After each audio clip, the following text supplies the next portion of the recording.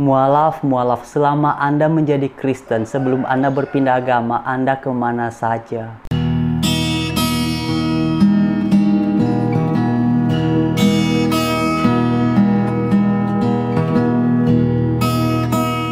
Oke teman-teman, shalom, selamat sore, dan Tuhan Yesus memberkati kita semua. Dan kembali lagi dalam segmen ini kita akan membahas mengenai pernyataan dari seseorang yang sekarang sudah menjadi mualaf. Dan karena itu seperti biasa, mari kita simak terlebih dahulu cuplikan video berikut ini.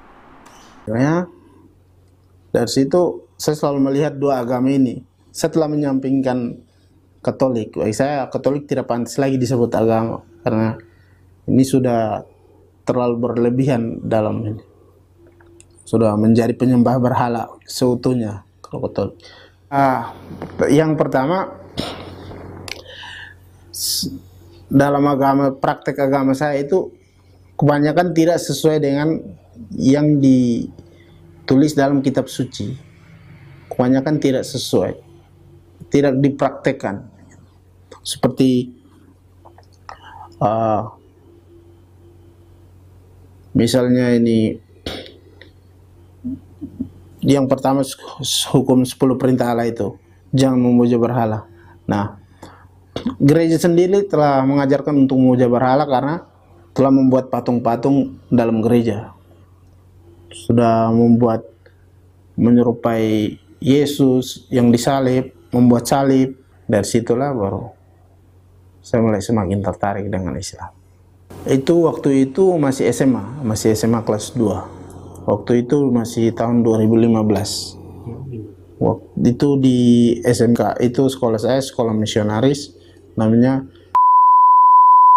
Lah, nama sekolahnya disensor. Tepatnya di Provinsi NTT, Nusa Tenggara Timur. Menjadi hal yang umum bagi orang awam, orang Kristen. Itu semua sadar itu. Tapi dengan pertanyaan bahwa semua manusia berdosa. Dengan prinsip seperti ini, orang Katolik pun membiarkan saja, orang Kristen membiarkan saja. Seperti pastor. Pernah ini seorang wanita muda itu, anak remaja. Gitu. Nah, dari situ saya berpikir mungkin pemikiran semua manusia berdosa, pastor juga berdosa, tapi setidaknya jangan sampai melakukan hal seperti itu, seperti berzina. Padahal berzina itu dilarang dalam agama, dalam hukum Tuhan perintah kelima, iya, jangan berzina. Ketujuh, bukan kelima. Nah teman-teman, itulah cuplikan videonya dan saya pikir sudah sangat jelas ya mengenai yang sudah disampaikan ini. Dan pada dasarnya saya memang bukan beragama Katolik, tetapi karena saya sangat meyakini bahwa kita semua satu di dalam Tuhan Yesus, karena itu saya mau menanggapi ocehan dari seorang mualaf ini. Dan teman-teman, mengenai patung ini, sejauh ini selama pengamatan saya atau sepengetahuan saya tidak pernah menemukan bahwa orang Katolik itu menyembah patung sebagaimana tadi sudah disampaikan. Dan bahkan beberapa waktu yang lalu, sebagaimana teman-teman bisa memperhatikan di video sebelumnya, Romo Abba pernah menyampaikan bahwa mengenai adanya patung di dalam gereja Katolik, baik itu patung Bunda Maria, patung Tuhan Yesus, ataupun salib, itu tidak pernah menjadi objek penyembahan. Jadi mualaf ini, kalau dikaji berdasarkan penjelasan dari Romo Abba, maka sangat jelas bahwa mualaf ini hanya mengarang-ngarang saja.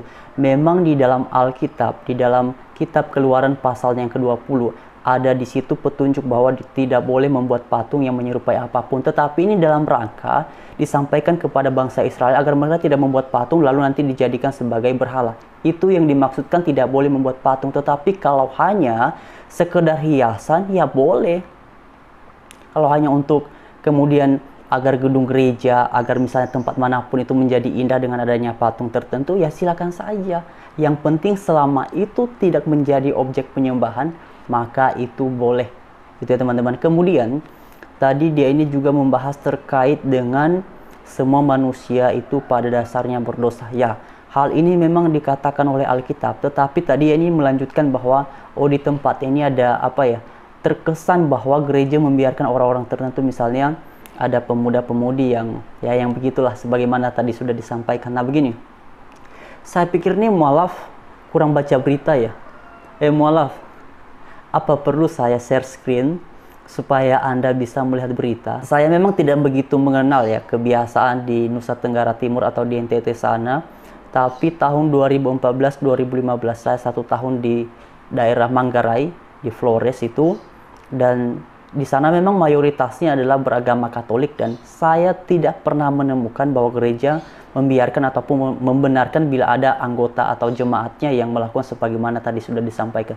Tidak pernah. Dan mengenai patung tadi ini saya ingatkan dulu ya, bila teman-teman punya pandangan atau apalagi kan teman-teman yang beragama Katolik pasti lebih memahami mengenai hal ini, silakan berikan tanggapan Anda di kolom komentar supaya teman-teman yang lain pun mendapatkan pemahaman yang komprehensif atau lengkap mengenai ternyata dalam agama Katolik patung itu ini tidak pernah menjadi objek penyembahan.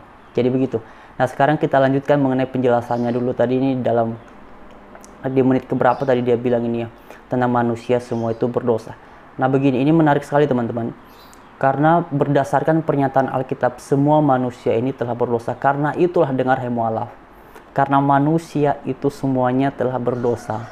Maka karena Allah kami adalah Allah yang begitu mengasihi manusia, ialah yang kemudian berinisiatif sendiri untuk menjangkau manusia. Karena itulah Alkitab katakan firman menjadi manusia. Yohanes pasal 1 ayatnya yang ke-14. Nah, sekarang menjadi pertanyaannya begini. Anda pun tentu saja menerima sebuah fakta bahwa Anda adalah salah satu makhluk yang berdosa di muka bumi ini. Pertanyaannya, apakah yang sudah Tuhanmu atau Allahmu lakukan terhadapmu dengan kondisimu yang berdosa? Apa? Karena di dalam perspektif iman Kristen, setiap orang yang berdosa itu kan tidak bisa menjangkau Tuhan. Tuhan itu Maha Kudus. Ya, dia tidak bisa dekat, dia tidak bisa menyatu, dia tidak bisa bersatu dengan keberdosaan. Bagaimana mualaf? Dan di mana juga dalam kitab sucimu yang sekarang yang memberikan Anda kepastian bahwa setelah menganut agama yang Anda anut sekarang ini, maka ada satu ayat di dalam kitab sucimu, yaitu dalam Al-Quran, yang memberikan Anda kepastian secara tertulis, Anda pasti akan masuk ke dalam sorga. Anda pasti akan memperoleh hidup kekal. Kalau berkaca pada pernyataan seorang mualaf sebagaimana kita sudah bahas beberapa hari yang lalu teman-teman, yang mengatakan bahwa kalau memang dalam agama kami yang sekarang, itu di dalam agama Islam, kalau mau masuk surga ya cari sendiri, kalau mau selamat ya cari sendiri, kalau mau hidup kekal ya cari sendiri. Artinya kan harus beramal dulu. Tadi ini yang menarik perhatian saya juga adalah mengapa ketika ia menyebutkan ya sekolah di mana, tadi kan ada satu kata sekolah misionari katanya ya. Tapi ketika ia menyebutkannya, lalu kenapa kemudian ini ya, ada bunyi disensor. Kenapa ini? Ini yang pembinanya kan ini kan ada Anaba TV ya. Berarti ini Pak siapa tuh, Pak Ustadz Nababan. Ini kan juga seorang mualaf. Kenapa? Khawatir nanti ditelusuri lagi, nanti ketahuan. Oke teman-teman, sekian tuh segmen ini sudah sangat jelas ya. Bagi teman-teman yang berasal dari daerah NTT, silakan tuliskan komentar apakah Anda mengenal orang ini ataukah tidak. Ya, sekian, terima kasih. Selamat sore, Tuhan Yesus memberkati kita semua. Haleluya. Shalom.